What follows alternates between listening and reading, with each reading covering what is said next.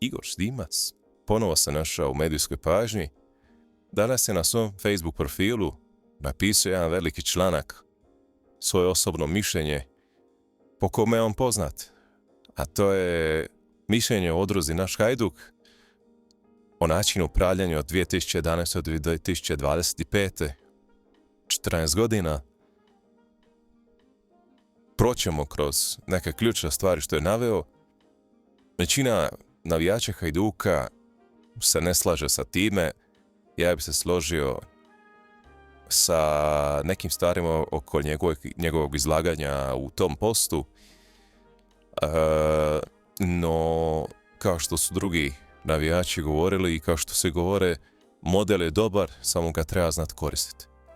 Tako da ću proći kroz neke stvari što Igor Štimac naveo. Govorio je kako je klub pun uhljeba, pa ću citirati što je izjavio.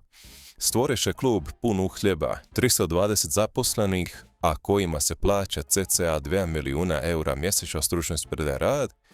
Stvoriše klub čije dionice puni 14 godina se prisvajaju njihova fantomska udruga Naš Hajduk, i to s novcem koji izvorno pripada Hajduku i novac od članarina.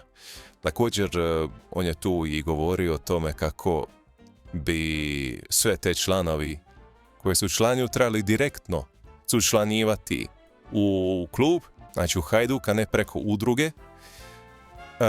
Također je izjavio da današnje stanje jasno govori da je alarm upaljen, dugovi su premašili vrijednost temeljnog kapitala, a obveze koje postoje ne mogu se ni u pola namiriti prodajom kompletnog profesionalnog kadra. To je govorio kako su dugovi od 10 milijuna preveliki, kako prodajom svih igrača se ne mogu namiriti. Tu se ne bi složio sa tom izjavom, jer smatram kako jednostavno prodajom 2 te igrača ti će sigurno taj dug pokriti i definitivno ćeš onda biti u plusu, ali pitanje je da li je taj dug od 10 milijuna realan i da li je to istina ili dug malo veći. Ali smatram predsjednik kluba ne smije lagati, tako da 10 milijuna dug, kod 2-3 igrača, mislim da je to dovoljno. Također govorio je, citirat ću, potrošili su 8 predsjednika, 25 trenera, 5 nadzornih odbora i oko 300 milijuna eura na svoje egzibicije. To je naveo kako poslovanje Hajduka nije dobro, kako se taj novac dobro ne iskorištava.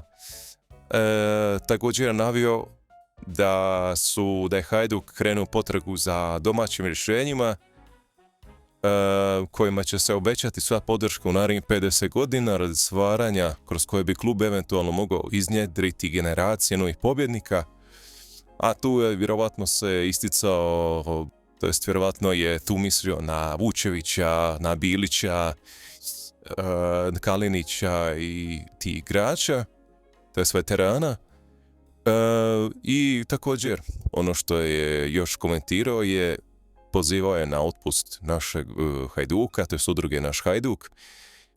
Govore kako je jedino pravo pitanje, postoji li itko toliko naivan sjesti za stol sa grobarima kluba, misleći na glavne, kao što sam rekao, udruge Naš Hajduk, i slušati njihova obećanja. Postoji li tko toliko nenormalan preuzeti odgovornost za svu štetu koja je udruga Naš Hajduk uz pomoć vodstva Torcide uzrokovala Hajduku u svih 14 godina upravljanja klubom. Ne znam šta bi rekao, smatram kako jednostavno Hajduk treba promijeniti način upravljanja od čistačice do predsjednika. Jednostavno nije samo problem u jednom čovjeku, problem je cjelokupan. Znači, što od infrastrukture, što od poslovanja, što od financija, što od predsjednika, što od trenera, što od igrača, svi imaju neku svoju krivicu. Smatram kako je Igor Štimac jednostavno osoba koja je, svi znamo što je napravio,